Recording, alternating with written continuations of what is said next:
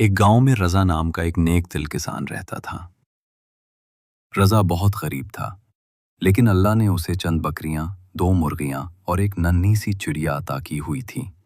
یہی اس کا سرمایہ اور یہی اس کی خوشی تھی۔ رضا دن بھر کھیتوں میں محنت کرتا اور شام کو اپنی بکریوں کو چرا کر واپس لاتا۔ مرغیاں اس کے آنگن میں دانہ چگتیں اور چڑیا ہمیشہ اس کے کندھے پر بیٹھ کر چہچہاتی۔ پورے گاؤں میں رضا اپنی سادگی، محنت اور نیکی کی وجہ سے جانا جاتا تھا۔ گاؤں ہی میں قادر نام کا ایک شخص رہتا تھا۔ قادر کے پاس زمین تو تھی، مگر اس کے دل میں حسد بھرا ہوا تھا۔ وہ جب بھی دیکھتا کہ رضا اپنی بکریوں اور چڑیا کے ساتھ خوش ہے تو اس کے دل میں جلن کی آگ بھڑک اٹھتی۔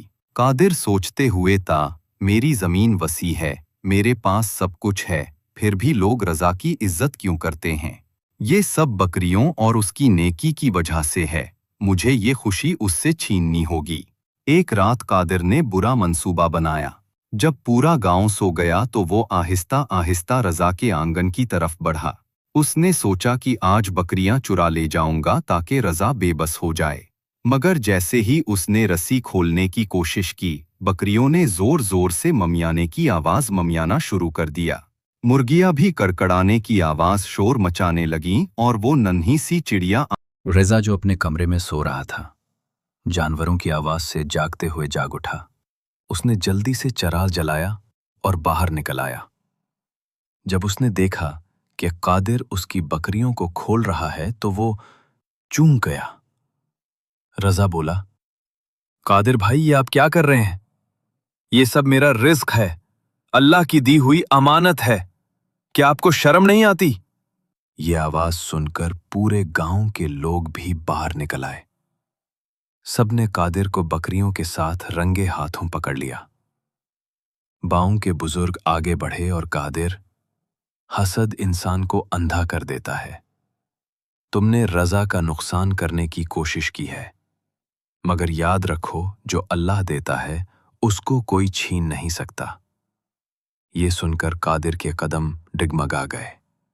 اس کی آنکھوں سے آنسو بہنے لگے۔ اس نے سب کے سامنے ہاتھ جوڑ کر کہا، میں نے بڑی غلطی کی ہے، حسد نے مجھے اندھا کر دیا تھا، مجھے معاف کر دیں۔ رضا نے آگے بڑھ کر قادر کو گلے لگا لیا اور کہا، بھائی، اللہ سے معافی مانگو، اور جل کر زندگی گزارنے کا عزم کیا۔ وہ کھیتوں میں ایک دوسرے کی مدد کرتے، خوشی اور غم میں شریک ہوتے۔ قادر نے بھی اپنی زمین پر محنت شروع کی اور حسد کو دل سے نکال دیا۔ رضا کی بکریاں، مرغیاں اور چڑیاں اب بھی اسی طرح خوشی خوشی اس کے ساتھ رہتی۔ گاؤں والے جب بھی یہ منظر دیکھتے تو کہتے، دیکھو، اللہ کے نیک بندے کے ساتھ برکت بھی رہتی ہے اور سکون بھی۔